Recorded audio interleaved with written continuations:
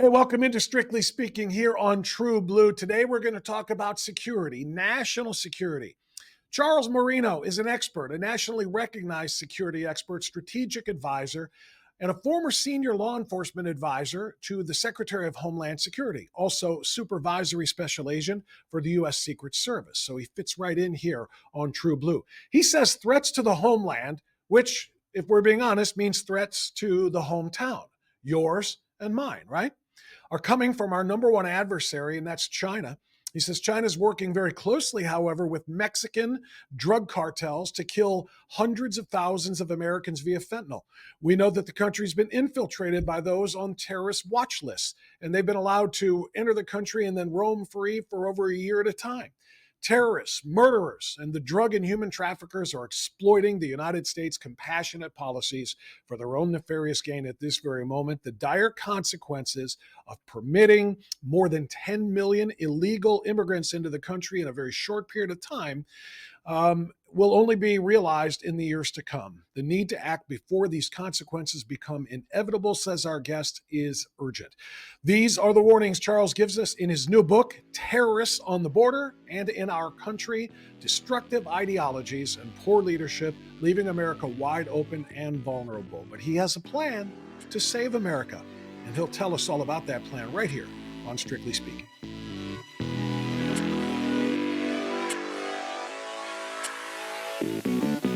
Charles Marino, so good to have you here on Strictly Speaking. How are you? Good, Bob. Good to be with you. Good to have you. Boy, that's a lot of ground that we're covering here in the book because there's a lot of ground that we've got to cover here when it comes to national security. Charles, before we get into the specifics of these things, the threats from China, threats from the Middle East, threats from the Mexican drug cartels, and so on and so forth, let's talk about overall the issue of illegal immigration. We didn't, as bad as things have gotten over the course of the last 3.5 years, the first illegal immigrants didn't start coming over in 2021 when President Biden took over. There were a lot of them that were here when President Trump was president. There were a lot here when President Obama. We go back and back. When did we reach crisis point when it comes to illegal immigration?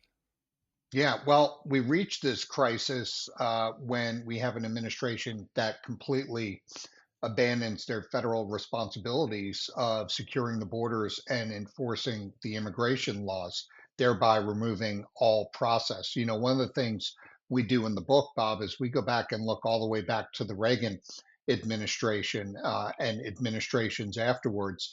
And we find a lot of shared programs and principles. And those principles relied on enforcing the immigration laws on the books. That's to say that legal immigration was always the preferred preference of previous administrations. Mm-hmm. This administration, the Biden administration, currently does not believe in enforcing the laws on the books and also exploiting the legal pathways into the country through programs like asylum and parole, which is why in recent reports lately you see how overwhelmed our asylum process has just become in the United States. So there's a lot of commonalities between previous administrations, whether Republican or Democrat. Many of them shared and used the same programs established by their predecessors from different parties.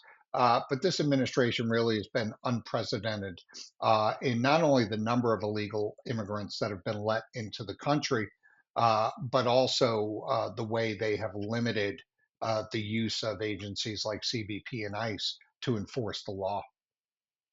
So, exactly how much of a crisis are we talking about right now? Every guest that I talk to on radio and on television, when I talk about the number, everybody's got a different one. Some people say 11 million. That's how many illegal aliens are here right now. But they've been saying that, it seems like, for 20 some years. And we know there have been almost 10 million or more just in the last 3.5 years. So by my math, I'm saying over 20 million, but I have some people saying as many as 30 or 35 million. Where do you settle in to the real number of illegals that are in this country right now? Yeah, well, first, isn't it a shame that nobody knows the actual numbers here? And this is a big part of Yeah, the problem. good Not point. only do we not know the numbers, but we don't know the backgrounds of these people that are coming into the country. The consensus on the numbers is realistically 15 to 20 million that have either been let into the country or have made it into the country as known gotaways, which you'll hear a consistent number when talking about gotaways at 2 million. It's very likely doubled since that reporting has stayed stagnant pretty much through the 3.5 years of this administration. But every element of what we're going to talk about today, I think the listeners will see very clearly that it's a big problem, not just from the numbers, but the threats that are making their way into the country. This is not a conversation, as we point out in the book, simply about the United States and Mexico.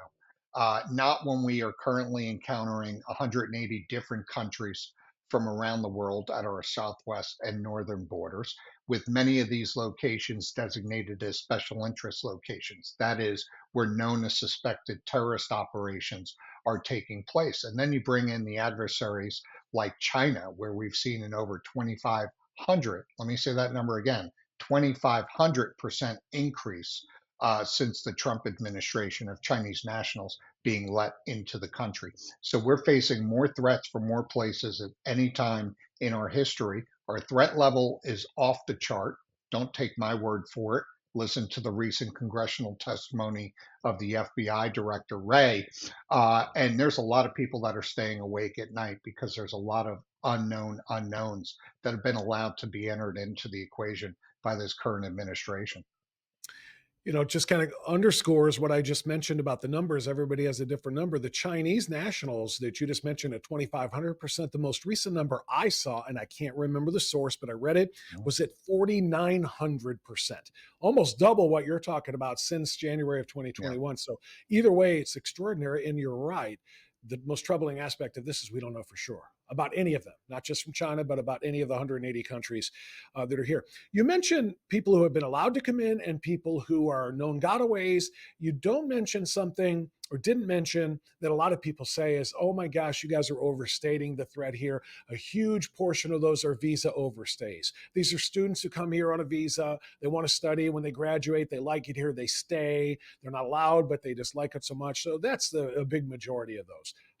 How big of a problem is that part of It's a huge part of the problem. We actually talk about it when we put forth the solutions.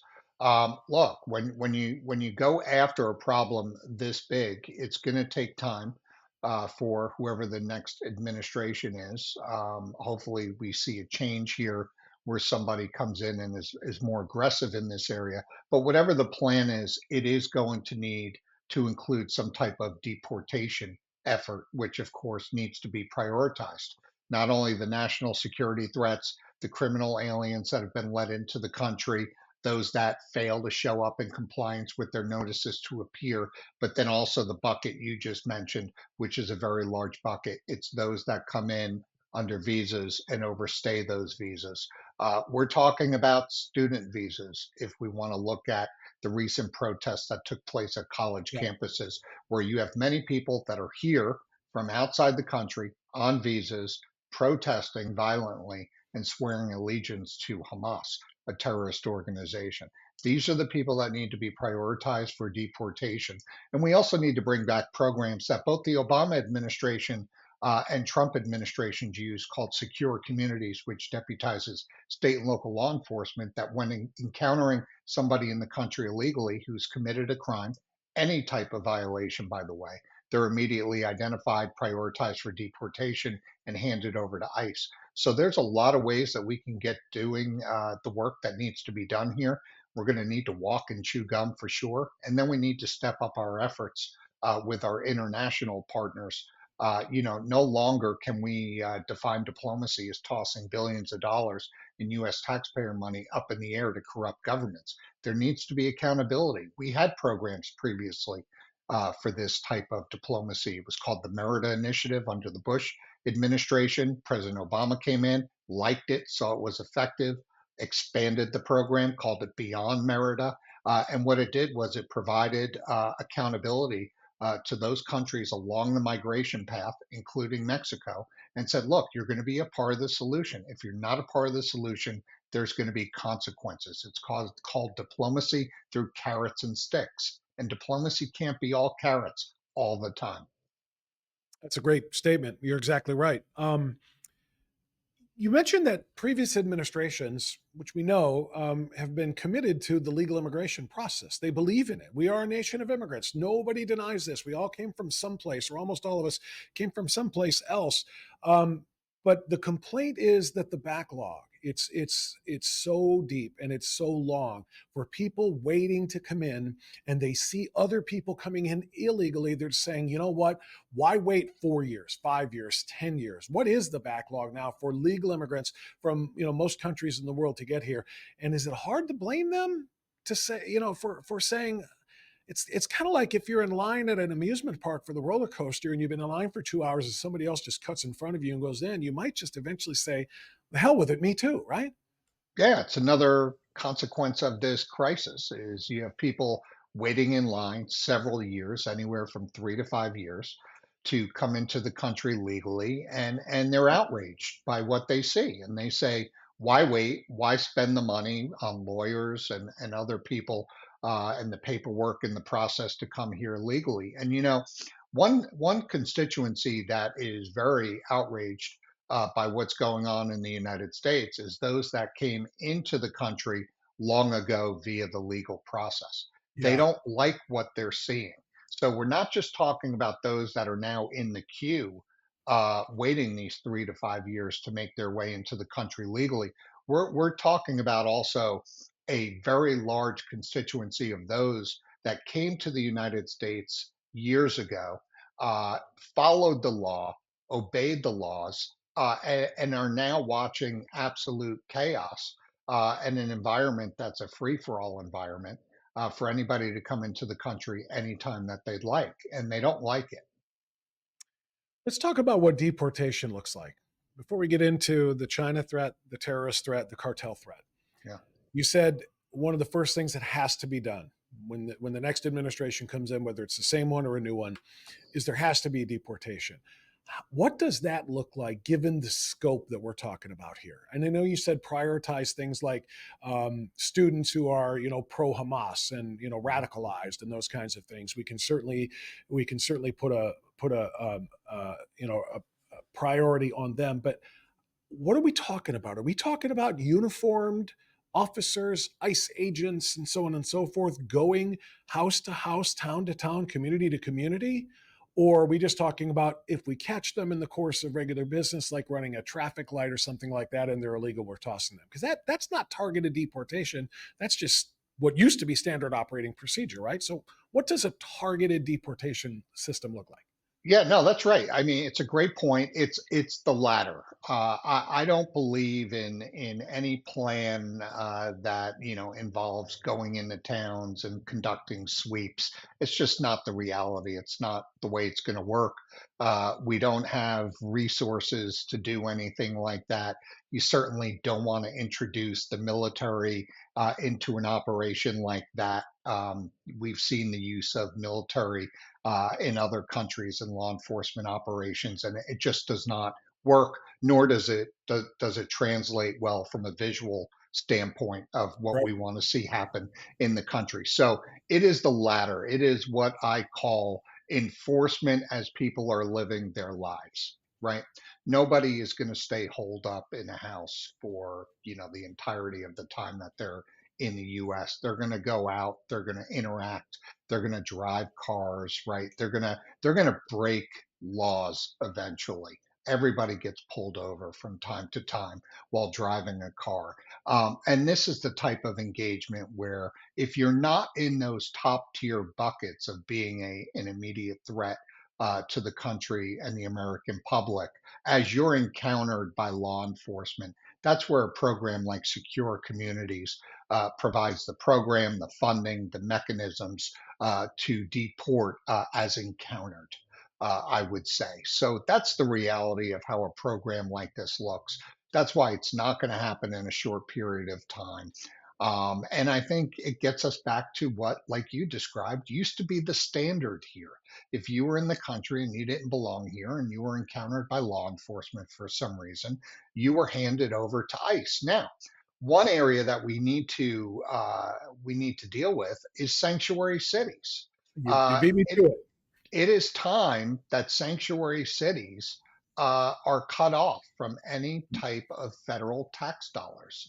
I mean, how funny is it and contradictory that sanctuary cities receive hundreds and hundreds of millions of dollars in public safety grants when sanctuary cities prove each and every day they have no interest in providing for the public safety of their residents. So why does the federal government continue to send all of this money at taxpayer expense to these cities that have proven over and over they do not want to be a part of civilized society? So they get cut off from the money. And I'll tell you, if you cut off all that money, which is a large amount, as I just described, you're going to find they're going to start to conform with the rest of the country and start enforcing laws and not appointing or residents not electing these liberal district attorneys that just want to selectively choose what laws they're going to enforce on any given day.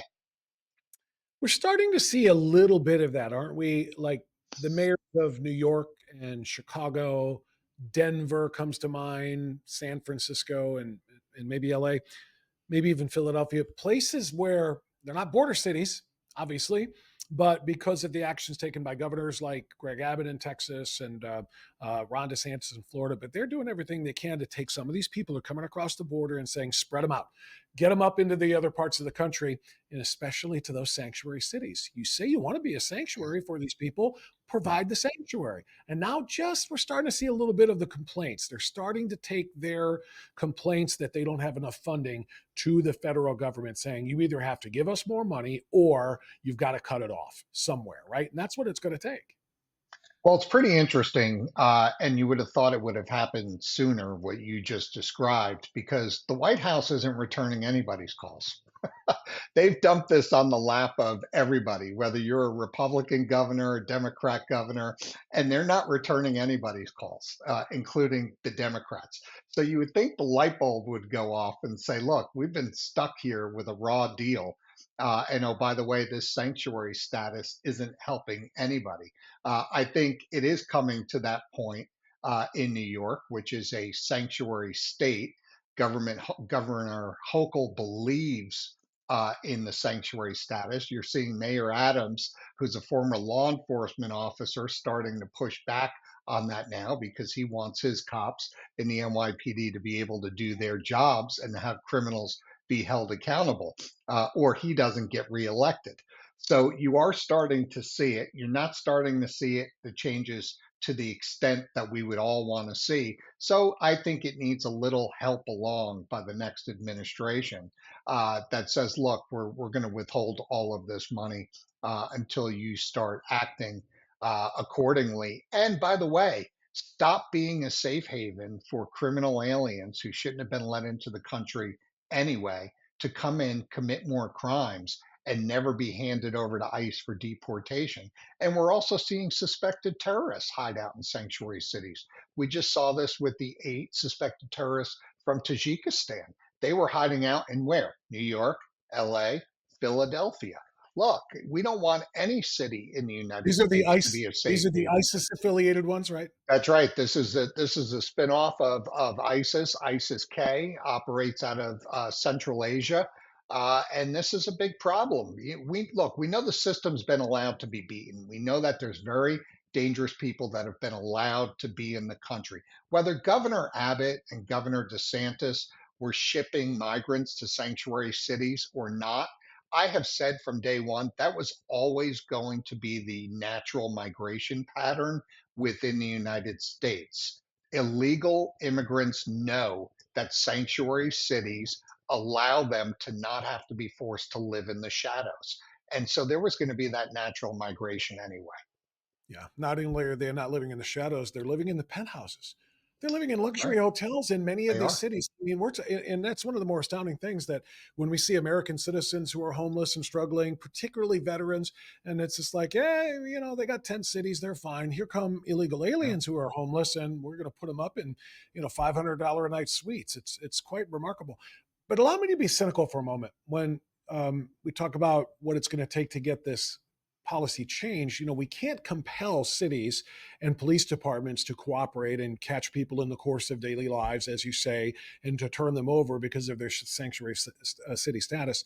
Mhm. But you correctly say, well, then we have to cut off the federal funding.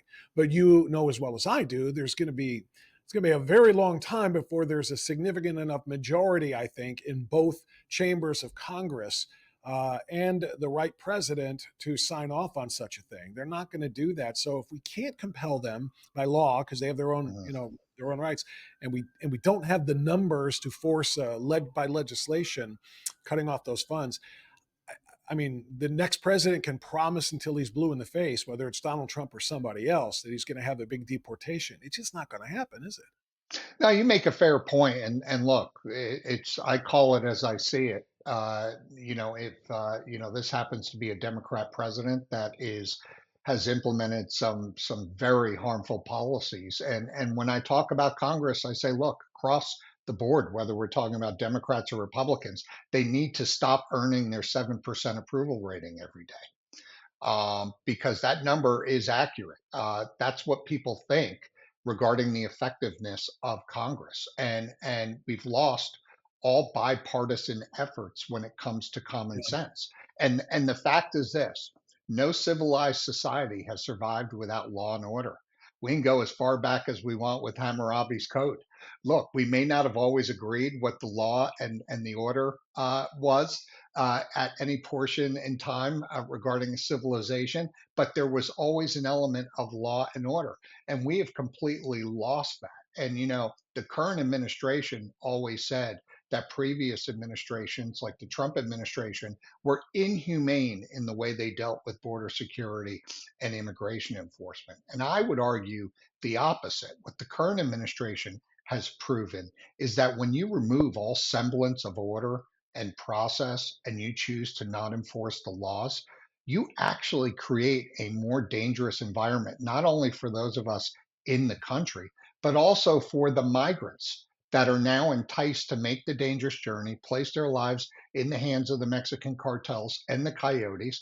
And oh, by the way, that influence of the cartels doesn't end when they cross the border. There's still money owed to the cartels. There's still families left behind at the country of origin that are held accountable and killed if those bills aren't paid by those that were trafficked into the country. So the trafficking operation continues and continues. And oh, by the way, how about the unaccompanied minors? Close to 600,000 now, with over 100,000 that have gone missing within the interior of the United States.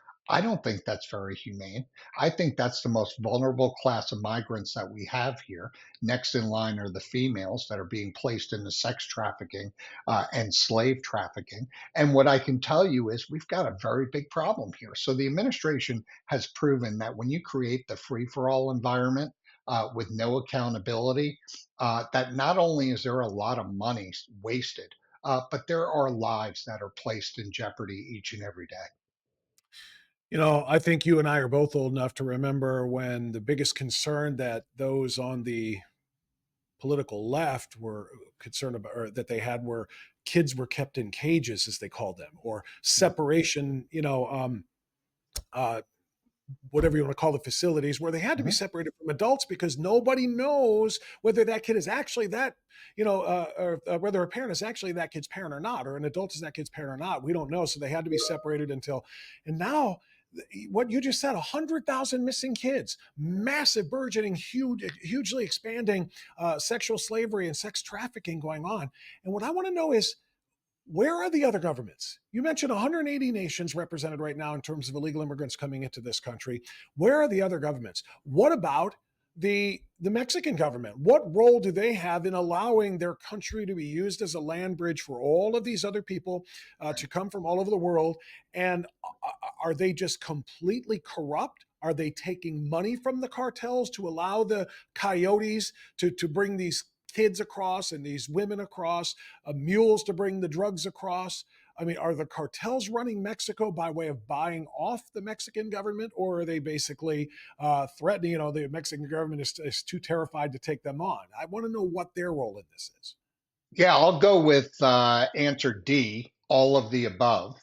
Okay. And let's talk about the cartels in a little greater detail.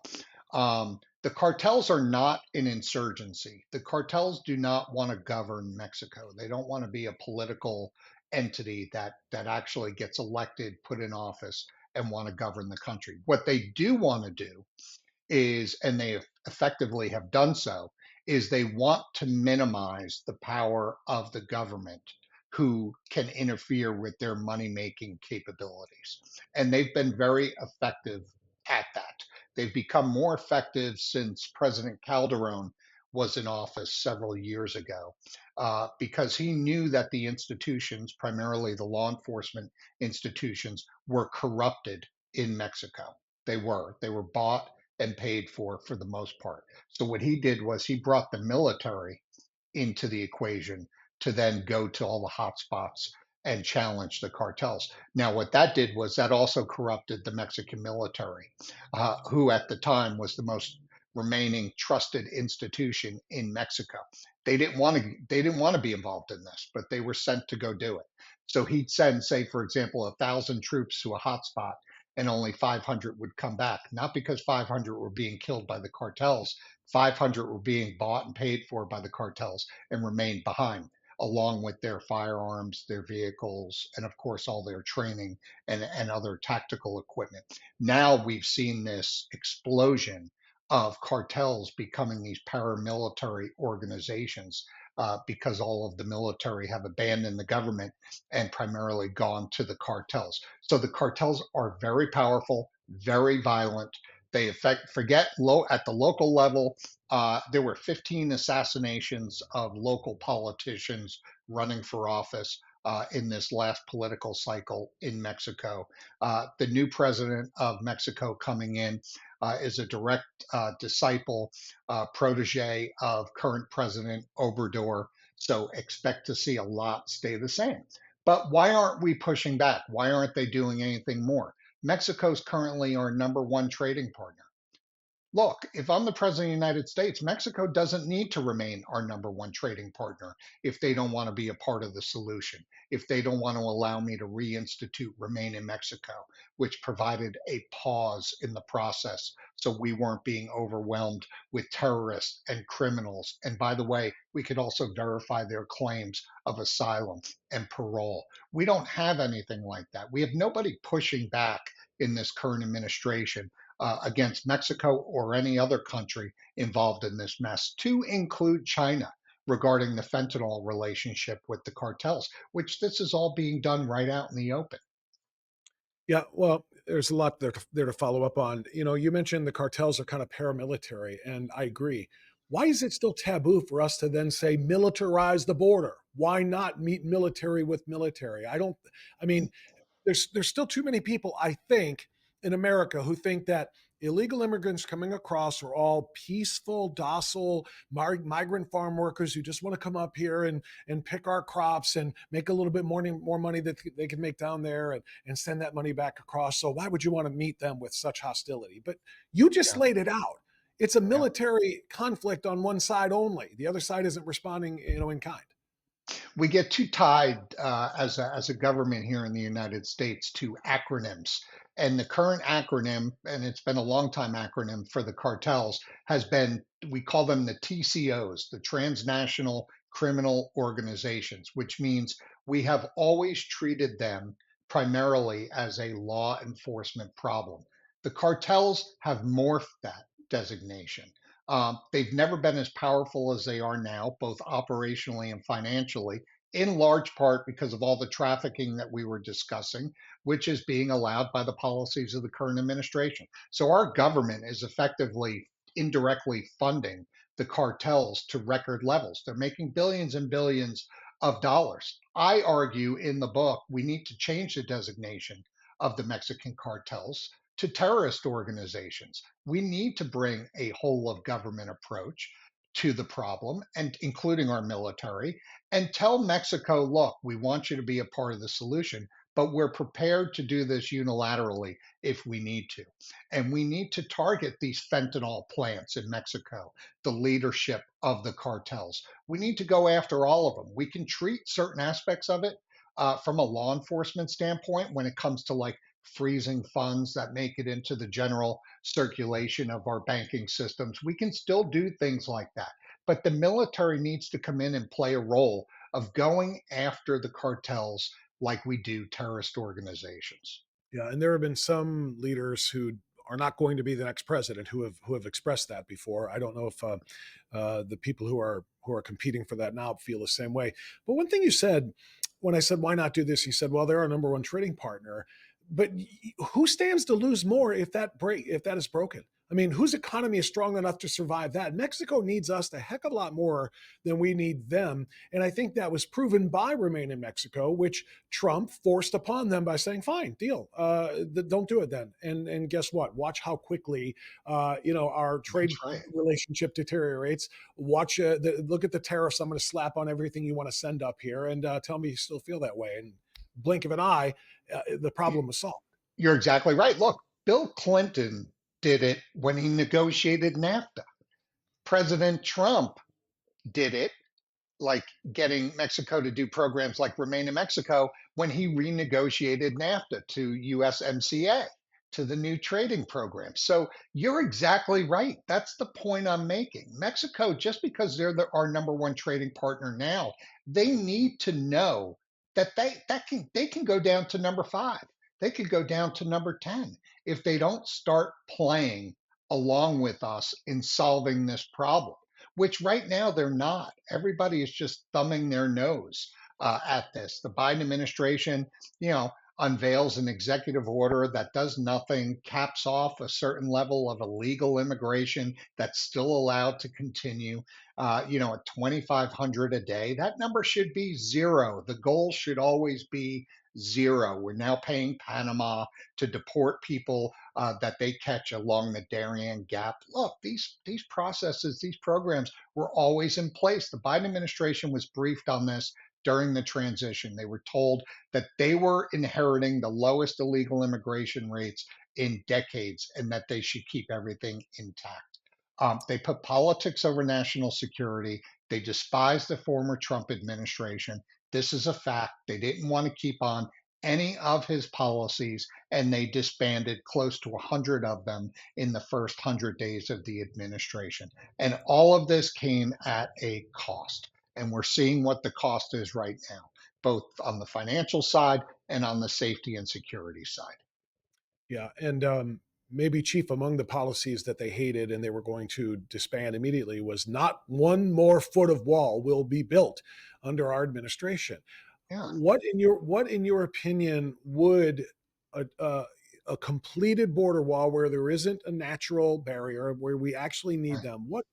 What kind of an impact would that be if Trump had won a second term and we were close to finishing that 1,000 miles of wall right now? What would that actually do practically? You're a former advisor to Homeland Security for crying out loud. You know this as much as anybody does. What would that have been like?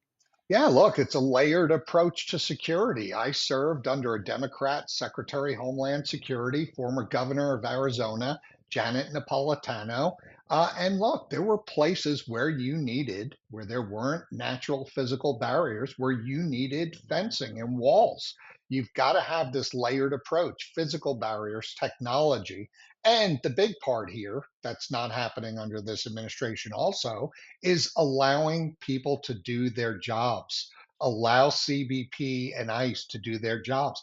ICE needs to be conducting interior enforcement at a greater scale. CBP needs to be enforcing the laws, not processing people, not changing diapers for babies, not making peanut butter and jelly sandwiches. This is no exaggeration. This I is know. what they're being pulled off the front lines to do. And this is not what the taxpayers expect.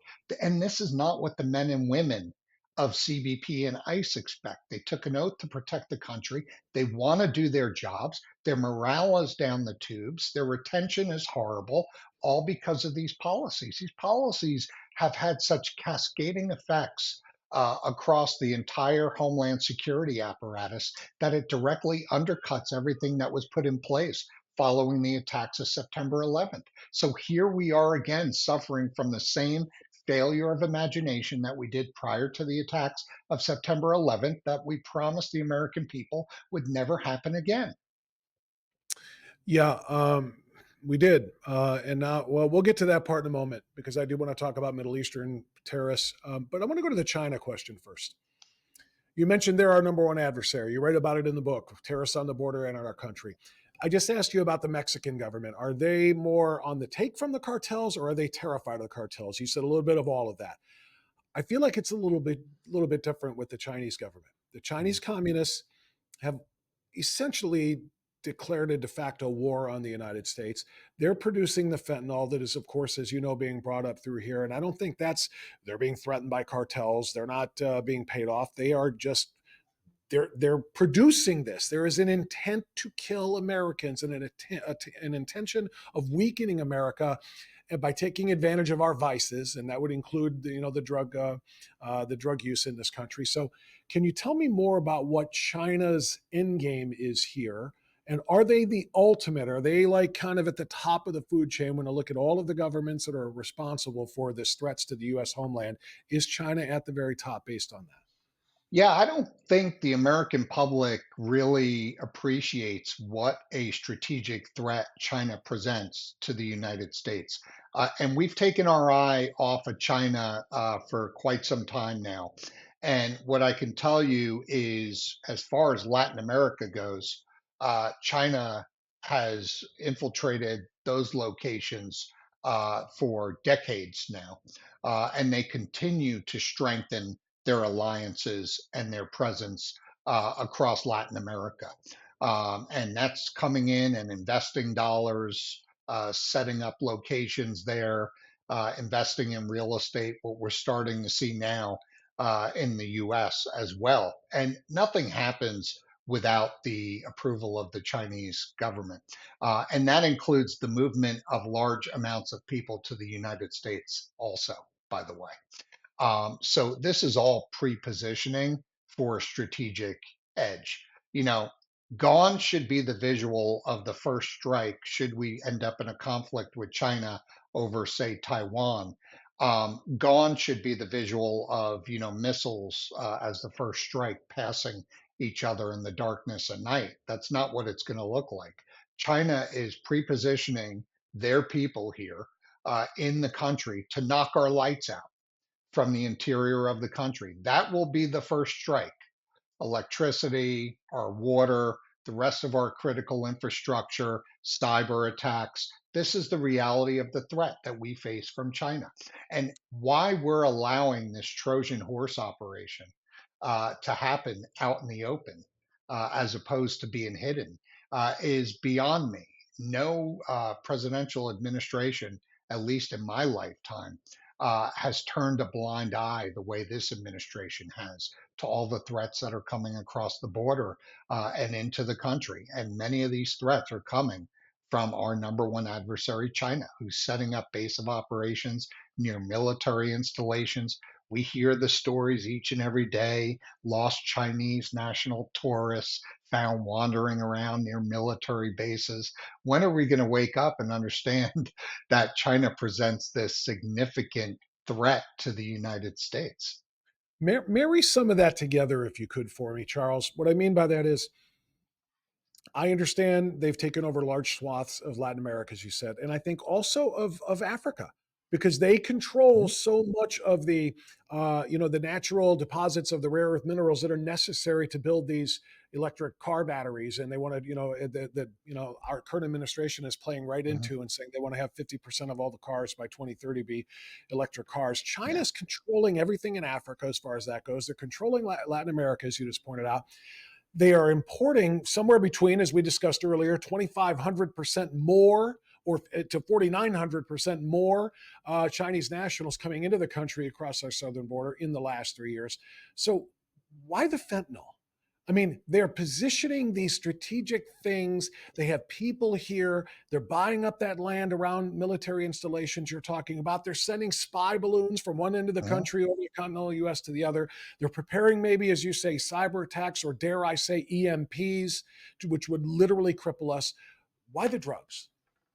And why TikTok? Look, Okay. we're getting hit by China from all sides. We're getting hit right now as hard from China as we are by the Mexican cartels. They see the vulnerabilities, they see the opportunities, and what they're doing is they're relying on the American public to harm themselves. They're just going to provide us with the tools, right? On the drug side, it's fentanyl. Fentanyl, as we know, is not always, ingested directly. It's introduced into other drugs. There is no safe drug right now, all the way down to marijuana. That may not be laced with fentanyl. And look, this is what I tell my kids, and this is what I tell other children: is don't go near any of this stuff because it could be laced with fentanyl, and the first time can be your last time. Look at Right. TikTok. TikTok. This is a traditional Chinese psyop. That's what this is. This is the dumbing down by our number one adversary of our generations here in the United States, and it's working. So they're hitting us via all these varying techniques here in the United States. They're also taking advantage of the naivete of the US government, this current administration, and they're increasing their power, both inside the US, around the US, and then look at things like trade, look at things like sanctions. A lot of this has been lessened over time under this administration. Now, why it's happening, why it's being allowed to happen, I should say, that's the big problem here that the voters need to wake up and correct. So, what is their end game? I mean, because it appears to me, as far as I can tell, I'm trying to figure out why do they want to do this? Is this the same as what the Soviets tried to do after World War II and just expand the Soviet empire and to try to essentially, what they're saying now? That's why we have to arm everybody in Ukraine because if if the Russians go through Ukraine, they're going to go to Poland or wherever else, and they're Mhm. going to establish. That's so minuscule, it would appear, to what China is doing now because they're on the verge and in process of essentially taking the United States out in any number of the ways that you just said. Is their end goal world communist domination the way the USSR once held? Sure. Look, I mean, we still hold the title as the world's number one superpower. And I think whether we're talking about China or Russia or North Korea or Iran, I think any of them would be up for taking that title away from the United States. One thing we also need to be careful about is they wouldn't mind sharing that jointly, which is why we also have to watch the relationships very closely between China, Russia, Iran, and North Korea. Right. Look, we are viewed to be a powerful adversary. A lot of it we're lucky enough to have here robust natural resources that, in my opinion, we're just not taking significant advantage of like we did in the previous administrations.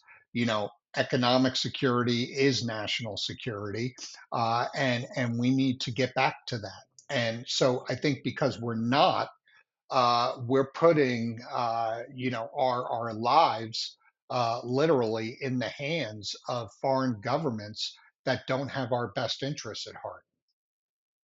So, what would be the wisest first step for a new administration? And again, I don't know what's going to happen in November. I do know that I feel like if we stay on the same course we're on right now, I don't think we are the same republic 4 years down the line. But let's say that a new administration, and maybe even a new Democratic administration, the way things are going right now, at the time of our taping, there's a big debate as to whether or not the incumbent president is going to stay on the ticket, for crying out loud. But Mhm. what would be if we want to head this off? What is the first step in confronting all of these threats? Is it something directed at Mexico to stop letting their land be used to strike and harm the United States, or is it at the source with China, or is it maybe a little bit stronger pushback against Iran by way of helping Israel? What do you prioritize that the best way to head off this emerging national security and potential World War III type of scenario from happening? Yeah, I mean, look, we can go around the world in 15 minutes. I think we need to remember But we that can't do all of those together, though. We can't do all of those in 15 minutes. We got to prioritize and do one at a time. I think. I don't yeah. know if we can. Well, the first thing we I don't have think to we can do walk is through that much first, film at once. first thing we have to do is secure the United States. Right now, we're not. We know we're extremely vulnerable. We know that the country has been allowed to become a much more dangerous place, and we know that we face more threats than any time in our history. So the American public expect the country to be buttoned up from a security standpoint. Somebody needs to come in and actually do that. And that starts just like any other country around the world, that starts with securing your border and knowing who the heck is being let into the country, right? We spoke about the deportation and all the other efforts that need to be achieved within the United States. We need to get going on that. We need to stop putting, again, our destiny in the hands of our adversaries, especially with respect to energy. We need to bring all of that back into the United States. We need to actually be the ones selling things like oil to other countries, right? And then we need to get strong with our allies as well too. And that is, as with respect to the border situation, they need to start being part of the solution. We need to get stronger here. Look, we're a very good ally, but we shouldn't be a good ally at all costs. We have to have consequences to our diplomacy, especially with our allies as well as with our adversaries. So we need to have a much stronger and strategic international presence. You know, I brought up the Merida Initiative under President Bush, beyond Merida, the USMCA under Trump. This administration, if you look, has nothing like that. They have no strategy. They're playing whack a mole with this border crisis. And the only reason why they're starting to play whack a mole in the last 6 months is because this is up in the top three of issues for the upcoming election. And they now know that they're in trouble and they've been on the wrong side of this for the past 3.5 years. So it hasn't been well intentioned. It's disingenuous, and the American people can see right through it. But we need to start getting a lot tougher as a country to maintain our number one superpower designation in in the country and around the world. Charles, I'm going to say two words to you that most Americans never even think about because they don't even think we have one. Northern border. How much of a Yeah. concern should we have over the northern border? I don't have the numbers in front of me. I tried to poke them up here real quick because I saw them just a couple of weeks ago. It may not be 2,500%, but it's in the hundreds of percentages of higher crossing from the northern border into this country as we have ever had before as well. How big of a threat? Yeah, I will say this. The numbers pale in comparison to what we're seeing at the southwest border. The numbers at our northern border continue to climb each and every day. What is very concerning is the diversity of threats that we're seeing come across the northern border mirror those that we're seeing on the southern border.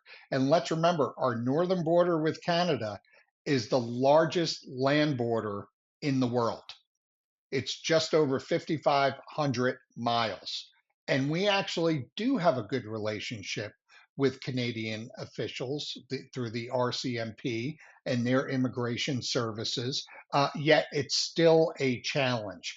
And now the reason why it's happening is because the cartels, again, as powerful as they've ever been in their history, now have an opportunity to double their money. Why only focus on the southwest border when you now have the capabilities and the relationships to also hit us from the north and double your money? So now instead of making 10 billion, they can make potentially $20 billion. So this is an opportunity for the cartels. It's an opportunity for our adversaries to hit us from the north and the south. Is the RCMP on our side, though? Are they doing better in terms of securing their side of the northern border than our Mexican counterparts are on their side? They do. When you're actually talking about our northern border, our folks in CBP can tell you who their counterparts are in Canada. That doesn't happen at the southwest border. There's no what I would call mirror of operations Right. on the Mexico side of the southwest border. It's just not. It's just not there. It's not And yet, though, the consistent. numbers Yeah, and yet the numbers at the northern border are expanding. I mean, and growing, exponentially. Like you said, It it's a is. pale comparison to the Southwest. I get it, but it's still more than ever before, which means it's getting worse. And I'm projecting now in 2025, 2026, exactly how bad is it, and why is it getting worse if we've got this really good relationship with the Border Patrol and the RCMP and so forth in Canada. Well, let's not forget too that a lot of the resources have been pulled off the northern border by this administration and sent to the southwest border. Remember the game of whack-a-mole that I just mentioned? This Yeah. is what's going on. They're robbing Peter to pay Paul.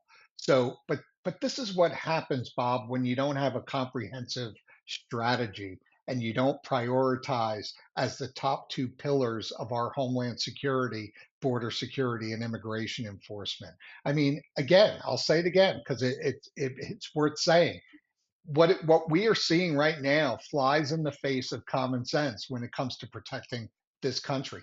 And as a result, not only are we seeing the threats that are making their way into our country, but we're also seeing a world on fire, right? Where we teeter regarding our alliance with Israel, which should never happen, especially after they suffered the catastrophic terrorist attacks they did.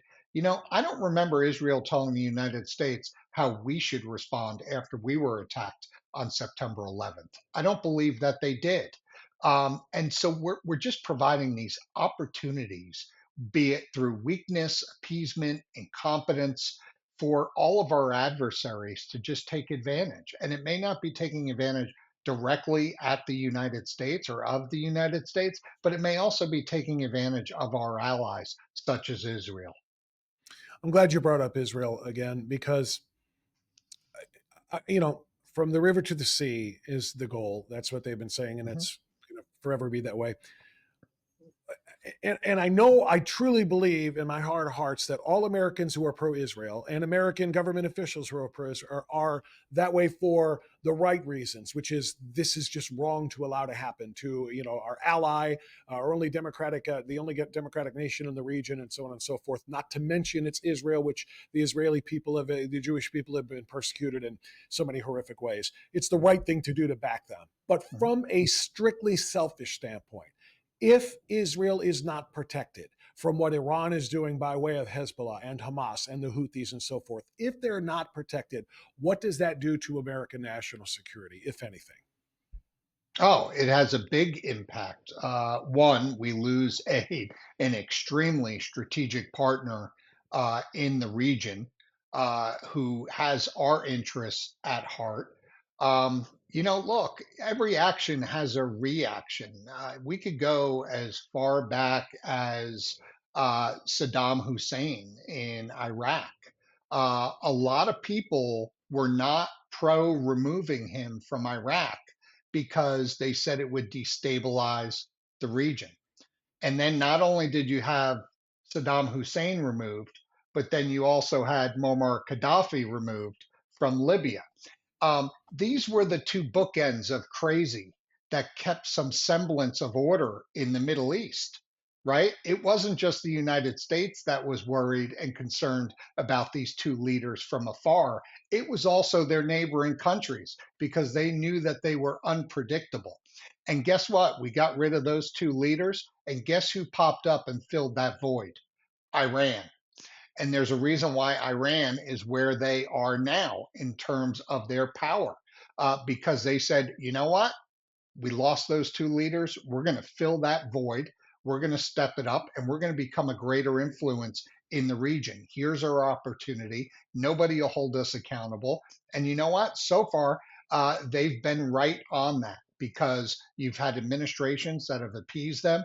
Then you have the Trump administration that came in, dropped the hammer on them a little bit. And then you've got the Biden administration that's let up on them again and actually given them a lot of money to get back into society and be a bigger player in the Middle East. So geographically, it's a huge problem from a it's a huge problem from a strategic standpoint for the United States, but also influence and power.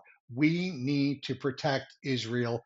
Israel needs to be allowed to exist, and anybody that says they shouldn't, like Iran and Hamas and Hezbollah and the Palestine state, this they need to be held to account.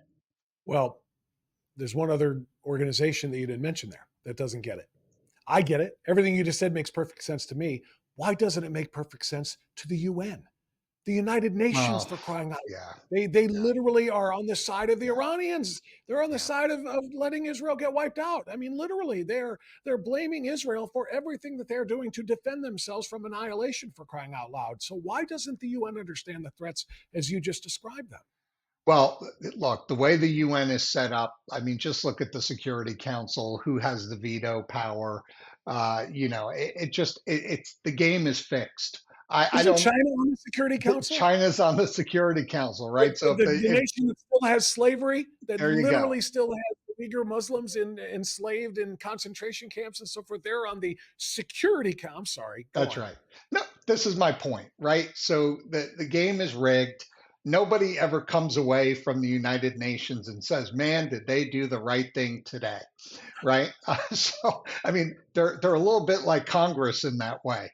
They're definitely not going to please all the people all the time, and very rarely do they please any of the people any of the time. So, this whole thing needs to be reworked. It's not a body that really is there to solve significant problems. It's almost like a body that exists to allow for venting in an effort to de escalate, but it's not very successful in delivering solid results to anyone. We are talking obviously about our border here with your book, Terrorists on the Border in Our Country, but let's wrap our conversation by staying Yeah. over there for a minute and asking this.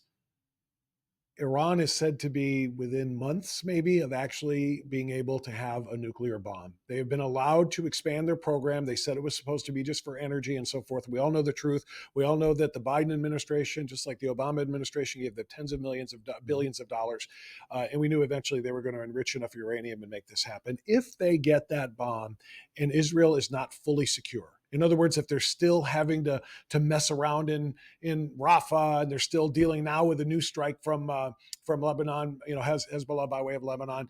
If Iran becomes a nuclear power, how soon do you think it is before Israel has to use their nuclear power?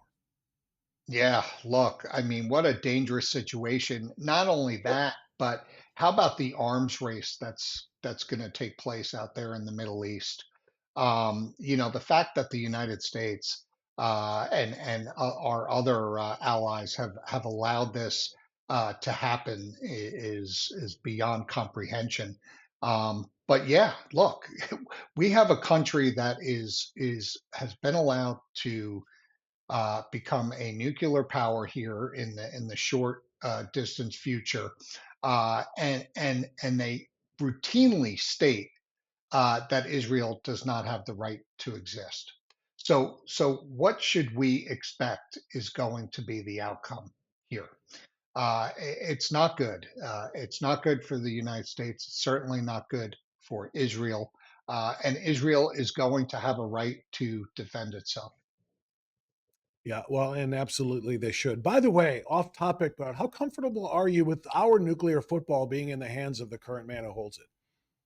Uh, I got to tell you, this administration has, I think, not just me, but the majority of Americans concerned on all fronts, and that debate performance didn't assure anybody. When we if we go back to the border, the president couldn't even answer questions on border security and immigration, and my fear is that this president isn't even a bystander in his own administration. And neither is this vice president for all intents and purposes. I think she's been iced out. And I think we have people that are running the country that are unelected political appointees that just do not have the intellectual capacity or experience to know what they're doing. Is it being run from Washington or from Davos? I think it's being run. I think it's being run from Washington. It is. This president runs in a very tight circle. It's These are the same people that you've seen with Hillary Clinton, with Bill Clinton, with the Obama administration. They certainly are the swamp, and they've never had real jobs. These are people that have read about Iran in textbooks, but don't really have any policy experience when it comes to this country and others. And so we're in a real bad spot here because President Biden is only a shell of a man of what he used to be, and this vice president has truly proven herself to be incompetent. Yeah, I think no matter which party you belong to, the state of the presidency, again, vis-a-vis the nuclear football and so forth, has to be terrifying. Just the condition of Yeah. the president matters no matter what party you belong to. The book is Terrorists on the Border and in Our Country. The author is Charles Marino, a former advisor to the Department of Homeland Security. Charles, thank you so much for coming on with us. I really appreciate the Thanks, Bob. conversation. We'll stay in touch because these issues are not going away. So we'll look forward to talking to you again. Likewise, enjoyed the conversation. Thanks so much. All right, that's going to do it for Strictly Speaking today. Make sure you share this episode with people in your platform that you think will derive value from it, and we will see you next time right here on True Blue.